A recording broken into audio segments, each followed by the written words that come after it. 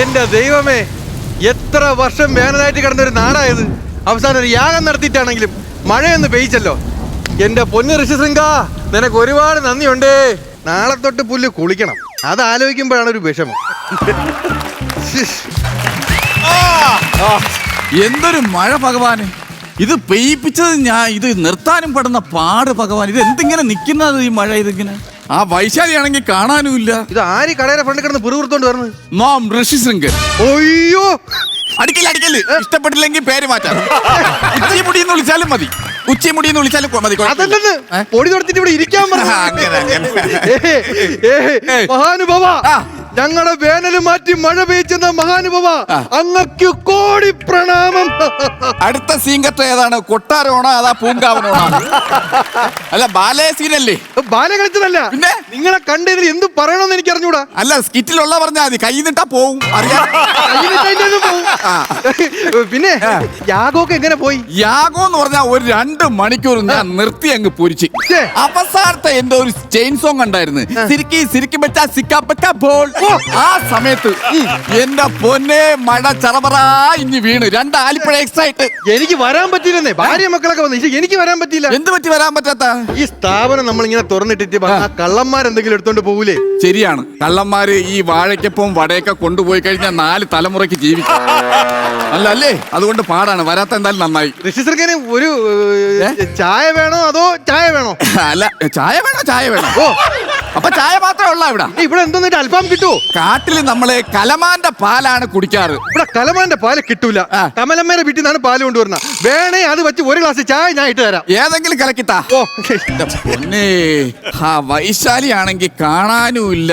യാഗം നടത്തുന്നവരെ ചെയ്യ് മഴ പെയ്യ്ക്ക് എന്ന് പറഞ്ഞ് ഇങ്ങനെ ബഹളം വെച്ച് നിന്ന്. ഇത് കഴിഞ്ഞപ്പോ അവളെ കാര്യം നോക്കിപ്പോയി. കാട്ടിലൊക്കെ എങ്ങനെയാണ്? എന്ത് ഒറ്റയ്ക്ക് ഇരിക്കുമ്പോ കാലിൽ നോക്കി സംസാരിക്കൂ? അതല്ലെന്ന് ഓരോ കാര്യങ്ങൾ പറഞ്ഞതേ, നമ്മുടെ അവസ്ഥ നമുക്കല്ലേ അറിയാം.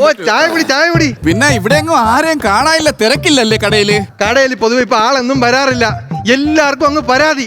എന്താ പരാതി? എനിക്ക് വൃത്തിയില്ല പോലും. പിടിച്ചേ വൃത്തിയില്ലായ്മയ്ക്കുള്ള 1ാം സമ്മാനം ഇരിക്കട്ടെ, അങ്ങോട്ട് മാറ്റി. അതൊക്കെ പോട്ട്, എന്ത് കറങ്ങി തിരിഞ്ഞ് എന്റെ കടയിലോട്ട് വന്നത്? വൈശാലി എന്ന് പറഞ്ഞ ഒരു പെണ്ണാണ് എന്നെ ഇവിടെ കൊണ്ടുവന്ന്, അറിയാലോ? അറിയാം. ഈ വൈശാലി എന്നെ അവിടെ വന്ന് വിളിച്ചോണ്ട് നേരെ യാഗത്തിന് കൊണ്ടുവന്ന് യാഗം നടത്തുന്നത് വരെ ഭയങ്കര കാര്യം. കമ്മിറ്റിക്കാരെല്ലാം നിരന്ന് നിന്നിട്ട് യാഗം ചെയ്യും, മഴയില്ല, യാഗം ചെയ്യും, ഇങ്ങനെ പറഞ്ഞോണ്ടിരുന്നു. ഞാൻ ഈ മഴ പെയ്യിപ്പിച്ച് കഴിഞ്ഞപ്പം ഈ വൈശാലിയും കാണാനില്ല, കമ്മിറ്റിക്കാരെയും കാണാനില്ല. 2 കരിമ്പും തണ്ടും 4 ബലൂണും മാത്രം യാഗശാലയിൽ. ഞാൻ പിന്നെ എങ്ങനെ ഇനി കാട്ടിലേക്ക് പോകും? നീ കാട്ടിൽ നിന്നല്ലേ ഇങ്ങോട്ട് വന്നത്?